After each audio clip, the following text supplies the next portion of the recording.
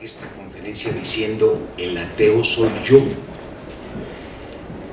y luego iba a ponerme a denostar el nivel de religiosidad de la gente y de los jerarcas eclesiásticos. Pero me quería referir a que la mayoría de la gente tiene una formación que lo acerca a Dios al nivel de lo que aprendió en su primera comunión, a nivel de doctrina, y no se ha metido más. Y me puse a leer a Feuerbach, un libro maravilloso que le recomiendo, que es La esencia del cristianismo, a Ludwig Feuerbach, el que se volvió famoso por las 11 tesis sobre Feuerbach, aquella 11ª que dice que los filósofos se han contentado con contemplar las cosas cuando de lo que se trataba era de transformarlas. Esta frase y las otras 11 son el resultado de la lectura de Marx de este libro, que es de verdad interesantísimo para entender qué papel tiene Dios en la historia de la humanidad, cómo nos relacionamos con Él. Empecé pues a releerlo, hacía mucho tiempo que lo había dejado, y me encontré, para sorpresa, que en el prólogo decía lo siguiente: el hecho de que el autor, refiriéndose a sí mismo, el hecho de que el autor haya buscado sus testimonios en el acervo de los siglos pasados, tiene su razón de ser. También el cristianismo ha tenido sus tiempos clásicos, y solo aquello verdaderamente grande y clásico es digno de ser pensado. Lo demás pertenece al foro de lo cómico o de la sátira. Por lo tanto, para poder estimar el cristianismo como un objeto digno de consideración, el autor debió prescindir del cristianismo disoluto y sin carácter, confortable, literario, versátil, epicúreo de hoy. Y agrega: el cristianismo de hoy no tiene otros testimonios que los de su sordidez y su raquitismo. Si acaso aún poseyera algo, no lo tendría por sí mismo, pues vive de la limosna del pasado. Es una manera espléndida de hablar del cristianismo de hoy, pero esto lo dice Feuerbach en el siglo XIX, y yo que iba a atronar pues contra este nivel de banalización al que se ha llevado no solamente el cristianismo, sino creo atreverme a asegurar que todas las religiones, pues me hizo pensar en algo que quizás sea mucho más importante, más que referirme a la elemental cultura que tienen quienes se dedican a la pederastía, o en los concilios donde se supone que están verdaderamente los teóricos del asunto, descontinúan uno de los niveles a donde se podía acceder después de muerto con ciertas condiciones. Me refiero a que descontinuaron el limbo. Hace unos años se les ocurrió que el limbo no tenía sentido y simplemente lo borraron, sin ponerse a considerar que la creación del limbo había sido el fruto de una serie de reflexiones, porque como ustedes saben, quien no haya sido bautizado no puede entrar al cielo por muy buena que haya sido su vida. Y entonces en este caso están todos los bebés inocentes que han muerto antes de poder ser bautizados. ¿A dónde los van a mandar ahora que quitaron el limbo, que era justamente el sitio al que se les iba a enviar? Pues no quedará más que el infierno. Pero entonces brinca ahí un asunto de justicia y no lo consideraron. Y no solamente me refiero a los bebés, justo quien sirvió de pretexto para discutir este tema fue Sócrates. Sócrates, el arquetipo del hombre justo, del hombre moral, del hombre ético, pues se tenía que ir al infierno porque no había sido, por razones de época, bautizado. Se le había ocurrido, para su mala suerte, nacer cerca de 4 siglos antes de Cristo y por supuesto no podía conocer la buena nueva.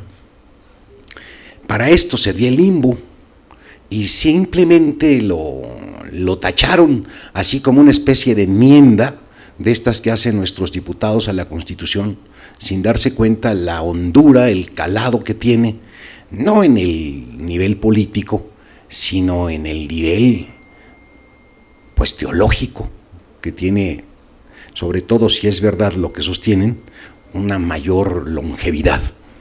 Bueno, pues iba yo a tronar, y ya atroné un poquito, pero el encontrarme esta apreciación de Feuerbach en el siglo XIX me hizo pensar que a lo mejor no es que todo tiempo pasado sea mejor, sino que todo tiempo para los contemporáneos de ese tiempo es experimentado como una basura y que solo cuando el tiempo pasa y salen a flote los pocos que hubo, uno los ve y cree que son los representantes de toda una época pasada y por eso parece que el pasado tiene más gloria que el presente. Pero por lo visto, pues también el pasado, así como tenemos esta sensación del presente, también fue una basura. Y el pasado más remoto, otra basura. Y siempre ha estado mal.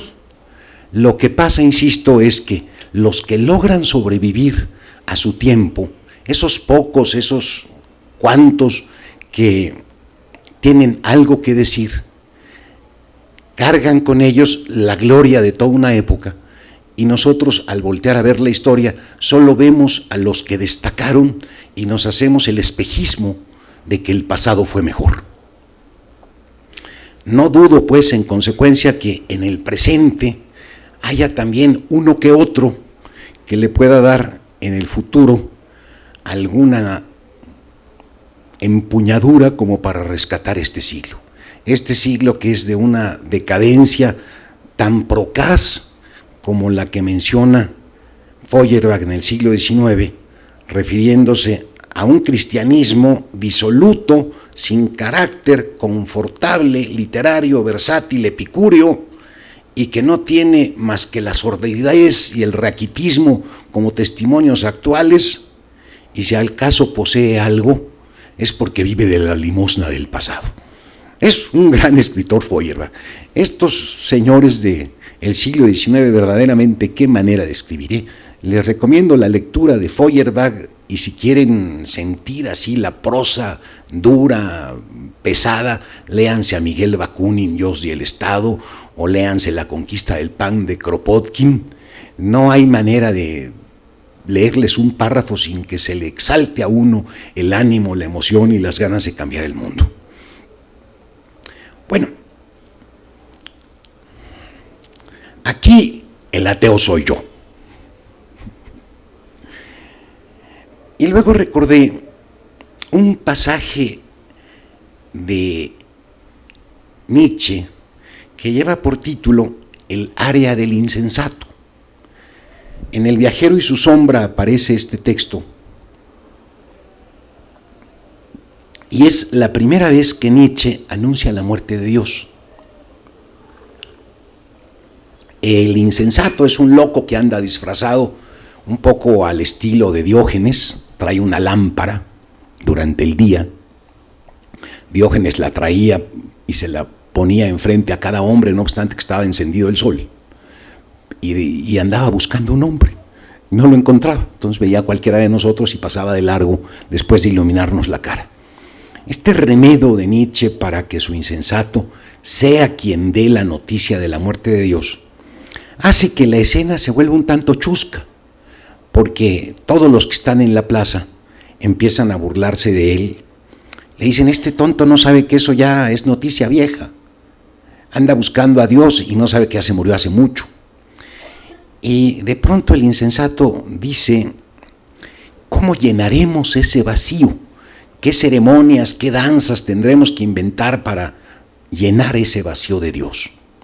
Y con eso logra un poco, pues hacerles cobrar conciencia de lo grave que es que de pronto un mundo que ha estado dependiente de algo absoluto quede suelto.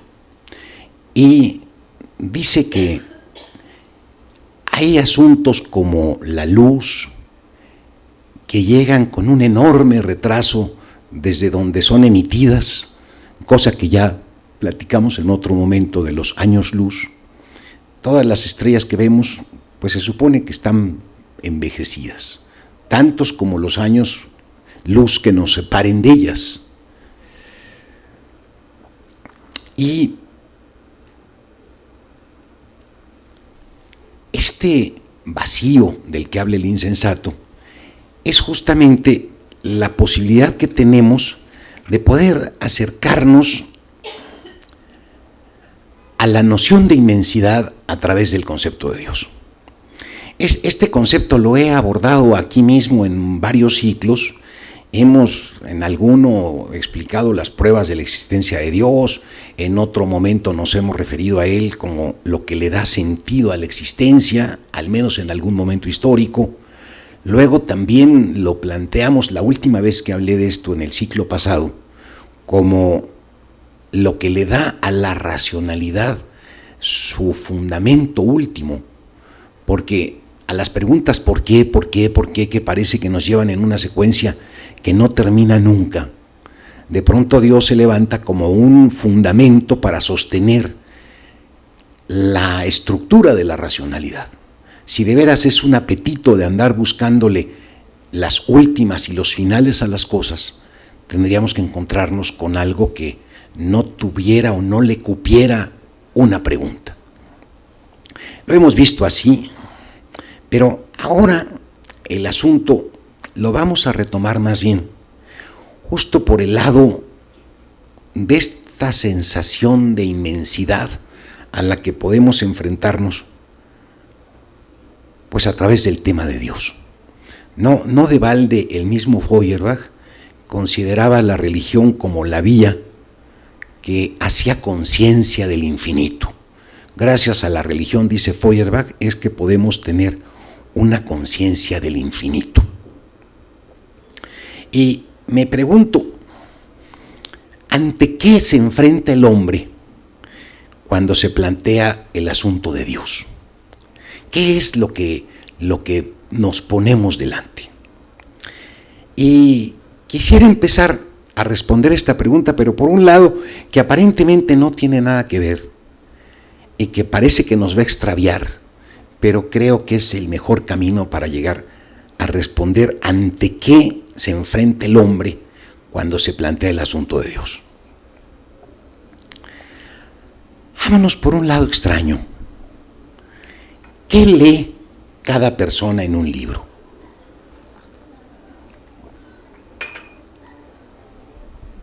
Pues lee lo que es capaz de leer, las referencias que le son familiares, las experiencias que de algún modo ha vivido,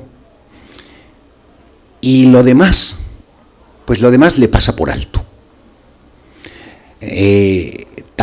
A todos nos pasa por alto que cuando leemos por segunda vez el mismo libro, pues parece que es otro.